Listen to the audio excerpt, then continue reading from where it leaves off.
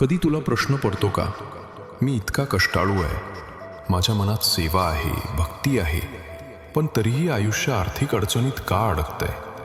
का असं होतं की जे निवडलेले आहेत, जे स्वामी समर्थांच्या कृपेने चालतात, तेच वारंवार संघर्षात सापडतात, तर बाकी लोक सहजपणे सुखात दिसतात?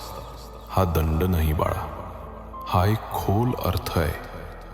स्वामी समर्थ तुला तोच दाखवू इच्छितात. 1. संघर्ष म्हणजे शिक्षा नाही, तयारी आहे.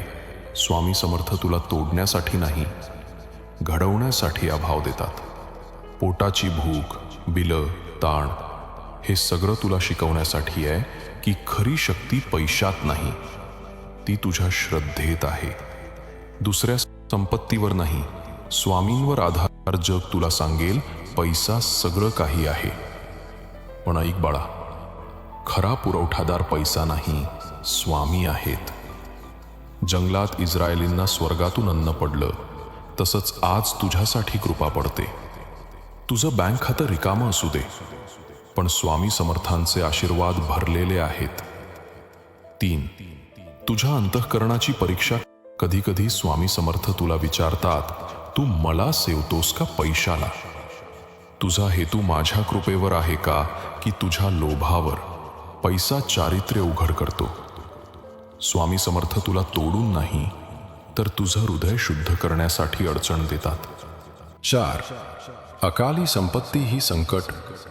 बाळा, अति पैसा पण परिपक्वता नाही, तर आयुष्य उद्ध्वस्त होतं. जसा वारसा हक्क आधी मागणारा मुलगा संपत्ती उधळतो, तसंच होतं. म्हणून स्वामी म्हणतात, आधी चारित्र्य शिक, मग संपत्ती आपोआप येईल. 5. आध्यात्मिक युद्ध. कधी तुझी अडचण तुझ्या चुकांमुळे नसते, तर तुझ्या ओळखीमुळे असते. कारण शत्रू जाणतो, तुला साधनं मिळाली तर तू पिढ्यानपिढ्यांचे अंधार तोडशील. म्हणूनच तो अडथळे आणतो. पण लक्षात ठेव, स्वामी समर्थांचे हात तुझ्यावर आहेत. शेवटी विजय तुझाच आहे. 6. तयारीची वेळ.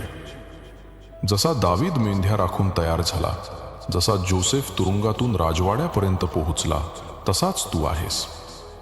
हा विलंब म्हणजे नकार नाही, ही म्हणजे तयारी आहे. 7. संपत्तीच्या धोक्यांपासून संरक्षण.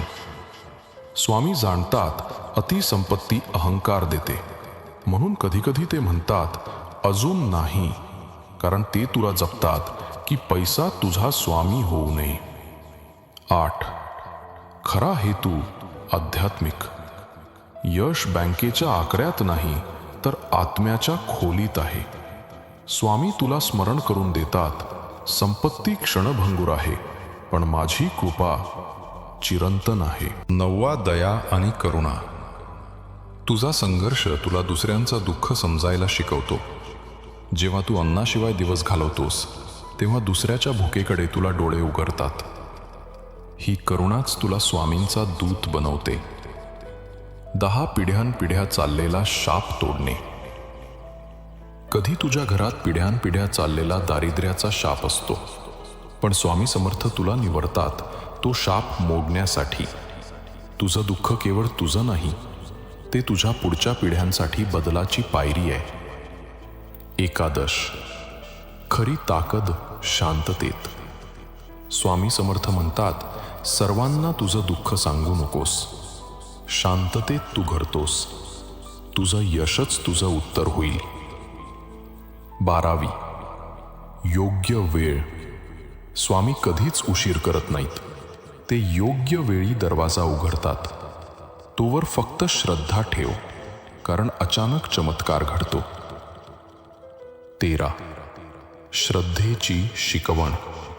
भरलेलं पोट असताना श्रद्धा सोपी असते, पण रिकाम्या पोटाने श्रद्धा ठेवणं ही खरी भक्ती आहे. स्वामी समर्थ तुला हीच ताकद शिकवतात. 14. जुनी देणगी वाया घालवलीस का? जर आधीच्या संधी वाया घालवल्या असतील, तर आता शिकवण मिळतीये. स्वामी समर्थ तुला खऱ्या अर्थाने जपून वापरणं शिकवत आहेत. 15. समाधान. खरं सुख पैशात नाही, ते स्वामी समर्थांच्या कृपेत आहे. ज्याला समाधान आलं त्याला जग जिंकण्याची गरजच नाही. 16. ध्येयासाठी दारिद्र्य. कधी कधी स्वामी म्हणतात, माझं काम, माझं ध्येय हे पैशाने मोजता येत नाही, म्हणून थोडं थांब, मी तुला मोठ्या कार्यासाठी तयार करतोय. बाळा, हा संघर्ष शिक्षा नाही, हा तुझा घडणारा प्रवास आहे. स्वामी समर्थ तुला शुद्ध करत आहेत, तयार करत आहेत, आणि जेव्हा योग्य वेळ येईल कृपेचा वर्षाव होईल. जर हे शब्द तुझ्या मनाला भिडले तर व्हिडिओला लाईक, शेअर, सबस्क्राईब कर आणि कमेंटमध्ये लिही, जय जय रघुवीर समर्थ.